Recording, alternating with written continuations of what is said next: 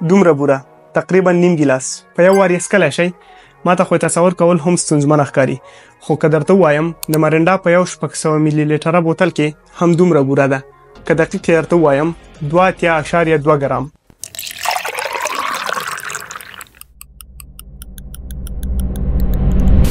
سلامونه.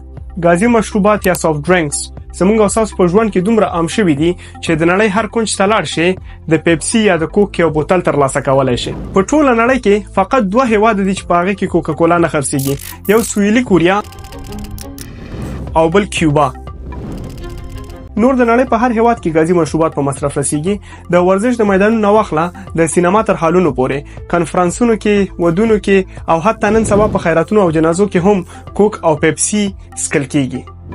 واړه، ځوانان، زاړه او د هر عمر افراد یې ښه په خوند څکي. د کوک د رسمي ویبپاڼې له مخې هره ورځ 1.9 میلیارده بوتله په مصرف رسیږي. فکر وکړئ دا فقط د یو شرکت امار دی. د دې شرکت رقیبې کمپنیانې به څومره تولیدات لري او د هغوی تولیدات به په ورځ کې څومره په مصرف رسیږي.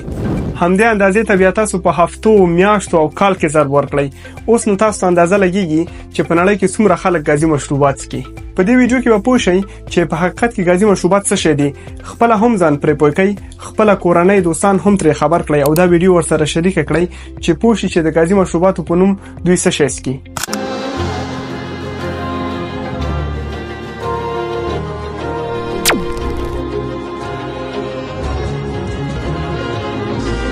شروع د یو څو افواهاتو نه کوو. اصلا زما هدف دا نه دی چې تاسو وویروم، بلکې غواړم چې تاسو په علمي او ساینسي شکل وپوهوم. اکثره خلک به مو لیدلی وي چې د غازي مشروباتو نه دومره کرکه کوي چې د هغې مقایسه د ټوالټ کلینر یا د تشنابونو د سفید کننده سره کوي. نو آیا دا مقایسه سمه ده؟ د دې ډیر ساده ځواب دی نه. دا مقایسه دوی ځکه کوي چې په غازي مشروباتو کې هم تیزاب دي او د تشنابونو په سفید کننده کې هم تیزاب دي. په غازي مشروباتو کې سیټریک اسید او فاسفوریک اسید دي. سیټریک اسید په طبیعي شکل تاسو د لیمو، مالټې او نارنج نه هم ترلاسه کولی شئ او فاسفوریک اسید په موادو کې د معیار د لوړولو لپاره استفاده کیږي چې د ایکسپایر کېدو مخه یې ونیسي. ځکه چیرته چې بوره وي هلته بکتریا ډیره ښه وده کوي، نو ځکه فاسفوریک اسید نه استفاده کوي. ځکه فاسفوریک اسید نه یوازې په مشروباتو کې لیدل کیږي بلکې په مرباګانو کې، په پروسس شوی غوښې کې، په شیدو کې او نور خوراکي توکو کې هم لیدل کیږي. جالبه دا ده چې دغه دواړه اسیدونه د تشنابونو په سفید کننده کې هم موجود دي، خو بیا هم د غازي مشروباتو مقایسه د تشنابونو د سفید کننده سره نشو کولای. په کیمیا کې به مو لوستي وي چې اسیدونه په څو ډوله دي. ځینې اسیدونه ډیر خفیف او د منحل کېدو وړ دي، خو ځینې اسیدونه بیا ډیر قوي دي. چې جزئیات ته لاړ نشم باید ووایم چې فاسفوریک اسید یو ډیر خفیف اسید ده. خو د تشنابونو د سفید کننده په مایعاتو کې د داغونو او د میکروبونو د منځوړلو لپاره نور ډیر قوي تیزابونه هم استفاده کیږي، لکه سودیم هایپوکلوراید او هایدروکلوریک اسید چې دا دواړه ډیر قوي تیزابونه دي. که درته ووایم هایدروکلوریک اسید زموږ او تاسو په معده کې هم شته، خو موږ اوس نشو کولای چې د خپل معدې تیزاب د تشنابونو د سفید کننده سره مقایسه کړو. باید ووایم چې کیمیا یو ډیر مغلق علم دی. په دې هوایي مقایسو نشو کولای چې نتیجې ته ورسیږو. یو بل مقایسه چې خلک یې کوي وایي چې د غازي مشروباتو د پی ایچ لیول د تشنابونو د تیزاب د پی ایچ لیول سره مساوي دی.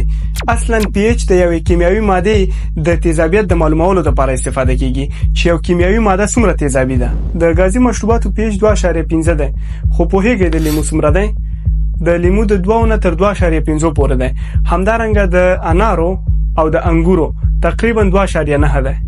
اوس دا خبر ارته واضح شو چې دغه مقایسې ټولې غلطې دي، خو سوال دا پیدا کیږي چې آیا د غازي مشروباتو څکل صحیح دي؟ د دې جواب هم نه ده. او شاید تاسو وایئ چې د افواهات مې ولې تشریح کړل. د دې جواب ډیر ساده دی ملګرو. افواهات مې ځکه تشریح کړل چې زموږ پایله باید په علمي او ساينسي حقایقو ولاړې وي او د یو شی د رد لپاره باید معقول او علمي دلایل راوړو. اوس وایو چې غازي مشروبات ولې صحت ته تاوان رسوي. تاسو د یو غازي مشروب بوتل راوخلئ او د ترکیباتو جدول یې راواړوئ.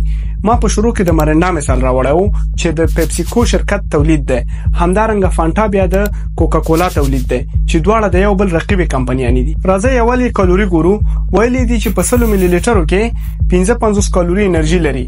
نو په 600 کې که محاسبه کړو 6.55 کېږي 310 کالوري چې تقریبا دومره کالوري انرژي د کچالو د 2 یا 3 بولانیانو ترلاسه کولای شو. تاسو شاید وایي دا خو دومره غټه خبره نه ده، خو 3 بولانیانې دي. اصلا ګورئ که تاسو 3 بولانیانې وخورئ هغه ستاسو د یو وخت خواړه دي او ستاسو ګېډه پرې مړېږي، خو که تاسو ګازي مشروب وڅښئ په هغې خو تاسو نه مړېږئ. دا یو اضافي کالوري ده چې ستا بدن ته داخلېږي. دې نه وروسته به ته ډوډۍ هم خورې او په ډوډۍ کې نور غذایي ترکیبات هم موجود دي لکه پروټینونه، ویټامینونه، فایبرونه، منرالونه او داسې نور. خو که ته ګازي مشروبات وڅښې هغې کې څه شی دي؟ فقط کالوري او بوره، نور غذایي ترکیبات خو پکې نشته. شاید ستاسو ذهن کې سوال پیدا شي چې انسان په نورمال شکل څومره بورې یا مصنوعي خوږو ته ضرورت لري. د دې ځواب 0 دی. هو بالکل 0. مونږ د مصنوعي خوږو او یا بورې خبره کوو، د طبیعي نه. طبیعي خواږه زموږ بدن د شیدو او د میوو څخه ترلاسه کوي، کوم چې د خپل انرژي اړتیاوې پرې پوره کوي. او مصنوعي خواږه هغه خواږه دي چې موږ یې خوړو کې ور اضافه کوو. زه د هغې خبره کوم. د امریکا د زړه د ناروغیو د ټولنې د تحقیق پر اساس د انسان بدن هیڅ مصنوعي خوږو ته اړتیا نه لري، خو اوس سوال دا پیدا کیږي چې د انسان بدن څومره مصنوعي خواږه زغملی شي. د یو بالغ سړي لپاره 14 او د ښځې لپاره 25 ګرامه په ورځ کې مصرف یې د دغه ټولنې لخوا پیشنهاد شوی دی، خو د دې نه زیات بدن ته ستونزه پیښوي. اوس تاسو خپل فکر وکړئ، د مرنډا په یو بوتل کې 2.2 ګرامه بوره ده، کوم چې تاسو د 2 ورځې عادي استعمال څخه زیاتیږي. که په دوامدار شکل یې وڅښئ ستاسو بدن ته ډیر تاوان لري او د ډیرو ناروغیو سبب هم کیږي، لکه د هډوکو د بندونو د درد ناروغي، د وخت مخکې د جلد زړېدل، د شکر ناروغي، د پانکراس ناروغي، د ګردو ناروغي، د زیګر ناروغي، همدارنګه د زړه د حملو د لوړېدو امکان زیاتیږي او په اخره کې چاغښت مې ځکه اخر راوستو چې خلک فکر کوي که یو بوتل یا 2 بوتل اوس کم خو ډیر څه به وشي، چاغ بشم، خو فکر نه کوي چې دا نور ناروغي هم د همدې عمل دي. یو بل خطرناک خبره ده چې په مصنوعي خوږو انسان داسې معتاد کیږي لکه په نشهیي توکو چې معتاد شي. په 2018 کال کې یو تحقیق وشو چې د دې تحقیق په اساس دغه اعتیاد د کوکاین د اعتیاد سره پرتله کړ او که څوک په دوامدار شکل ګازي مشروبات استفاده کړي بیا هغه همیشه سکي یا خپل اعتیاد په نور مصنوعي خوږو پوره کوي لکه چاکلیټونه، آیسکریمونه، مټایان یا داسې خواړه چې په هغه کې په لوړه کچه مصنوعي خواږه موجود وي. اوس که تاسو وایئ چې زه خو ډایټ کوک یا ډایټ پیپسي سکم په کوم کې چې 0 کالوري انرژي او 0 بوره ده، آیا دا غي سکل صحیح دي؟ ګورئ په هغه کې کیمیاوي خواږه خوندونه دي کوم چې د اسپرټیم، سچورین او سوکرولوز په نوم یادېږي. په دې کیمیاوي خوندونو باندې مختلف څېړنې شوې دي چې زیاتره څېړنو دا ښودلې ده چې دغه خوندونه د سرطان باعث کیږي. حتی په ځینو هیوادونو کې خو په دې بندیز هم لګولای. بعضې څېړنې خو لا دا هم وایي چې دغه کیمیاوي خوندونه د زړه ناروغۍ، د مغز سکته، د زیګر ناروغۍ، د شکر ناروغۍ، د پښتورګو ناروغۍ، رواني مشکلات او د زیږون په وخت کې مشکلات هم ایجادوي. د دې مشروباتو یو بل خطرناک ترکیب کارامل دی. تاسو چې د پیپسي او کوک د تور رنګ ګورئ دا د کارامل د وجې دی. د 2012 کال د خبرونو په اساس کارامل یې مستقیما د سرطان باعث ګڼلی. اصل کې کارامل څه شی دی؟ کارامل سوځیدلې بوره ده.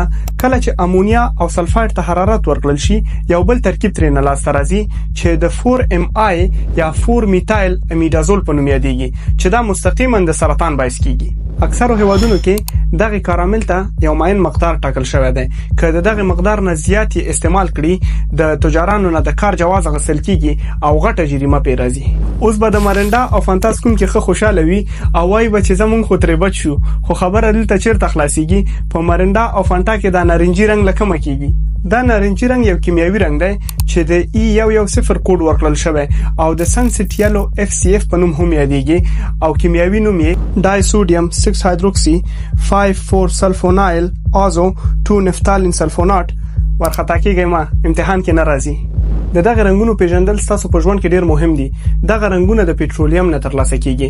ځینو تحقیقاتو دا ښودلې چې دغه رنگونه په ماشومانو کې د رواني ناروغیو باعث کیږي او د ماشومانو د تمرکز قوه کموي. په همدې خاطر په 2000 میلادي کال کې ناروې، سویډن او فنلند په هغه خوړو باندې چې په هغه کې مصنوعي رنگونه استعماليږي بندیز ولګولو. وروسته بیا نور اروپאי هیوادونو هم دا کار وکړ. خو په کومو هیوادونو کې چې دغه بندیزونه پرې نه دي لګیدلي، دغه کمپنیانې د موقع نه استفاده کوي او په دغه هیوادونو کې ښه په سرعت خپل تولیدات کوي. دغه کمپنیانې ډېرې چالاکه دي. په ځینو هیوادونو کې چې قانون نشته دی په میلیونونو ډالر مصرفوي چې د قانون د جوړېدلو مخه ونیسي. غازي مشروباتو کې یو بل ترکیب چې د E211 کوډ ورکړل شوی دا سودیم بنزوئید دی. په 2009 میلادي کال کې یو بل تحقیق وشو چې هغوی دا تایید کړه چې په غازي مشروباتو کې بنزین هم تر سترګو کیږي. دا غاز د موټرو د سلنسرونو او کله چې د ډبرو سکاره وسوځيږي خارجيږي. اوس به تاسو وایئ چې دا په غازي مشروباتو کې څه کوي؟ کله چې تحقیق وشو د نتیجې ته ورسېدل په غازي مشروباتو کې چې کوم سودیم بنزوئید دی هغه د اسکوربیک اسید یا وټامین سي سره تعامل کوي چې په نتیجه کې بنزین ترې لاسته راځي. دغه تعامل ته فقط د حرارت او د رڼا موجودیت ضرورت دی. نو کله چې شرکتونه دغه غازي مشروبات تولید کړي د خرڅلاو لپاره په بوتلونو کې اچوي او بازار ته وړاندې کوي. په بازار کې د سخت حرارت لوجه او د تودوخه لوجه دغه تعامل واقع کیږي چې په نتیجه کې پکې بنزین لیدل کیږي. په همدې خاطر په کوک او په پیپسي باندې په ځینو محکمو کې قضیې روانې دي، خو په 2008 کال کې دوی فیصله وکړه چې نور به په خپل تولیداتو کې سودیم بنزوئید نه کاروي. خو بیا هم خبره هغه هیوادونو ته راځي کیږي چې قانون نشته دی. په هغه هیوادونو کې دوی خپل تولیداتو ته ښه کش ورکړی دی او د انسانانو د صحت په اړه هیڅ فکر نه کوي. اوس راځو یو بل ترکیب ته چې په شروع کې هم ورته اشاره کړې و، فاسفوریک اسید. دا دومره بد شی نه دی، په شیدو کې هم موجود دی، خو ډیر استعمال یې د غاښونو د رژیدو لپاره لار هواروي. ځکه ماشومان ته اکثرا ویل کیږي چې خواږه او غازي مشروبات مخوره چې غاښونه د خرابېږي. که د فاسفوریک اسید زیانونه د پورته ذکر شوو ترکیباتو سره وکړو د فاسفوریک اسید زیانونه به درته ډیر ناچیز ښکاره شي. وروستی ترکیب کاربونایټ اوبه دي چې تر ټولو زیاته برخه تشکیلوي. په مشروباتو کې غاز د همدې لوجې وي. کله چې مایعاتو کې کاربن ډای اکساید غاز ور اضافه شي د سوډا په نوم یادېږي. څومره هم چې غازي مشروبات دي په هغه کې د بورې سوډا اچول کیږي. دا هم د غازي مشروباتو دی نه. اوس قدر کرامل مرغه تر پښتنه وکړه چې آشنا د سیوبه درته راوړم چې کاربن ډای اکساید، سوډیم، به حد زیاته بوره، کارامل، سوډیم بنزوئید، فاسفوریک اسید او نور کیمیاوي رنگونه پکې استفاده شوي دي چې پسکلو به د زړه، ځیګر، پانکراس، پښتورګو، شکر، رواني اختلالاتو، د غاښونو او د چاغښت په مرض اخته شي. هغه به اتمن درته وایي چې ته زما دوست یې که دښمن. هو سم مو اوریدل، ځکه چې دوست خپل دوست ته هیڅ کله داسې څه نه ورکوي. همدانن ځان سره عهد وکړئ کله چې رستورانت ته ځئ یا خواړه کور ته راغواړئ غازي مشروبات ورسره مه راغواړئ. که راغواړئ نو اوبه ورسره راوغواړئ. اوله کې به لږه سخته وي خو وروسته چې عادت شئ بیا غازي مشروبات خوند نه درکوي. نو کوشش وکړئ حتما به بریالي شئ. دا ویډیو د خپلو ملګرو او کورنیو سره شریک کړئ چې ګټه ترې واخلي. له توجه مو مننه. ښې چارې.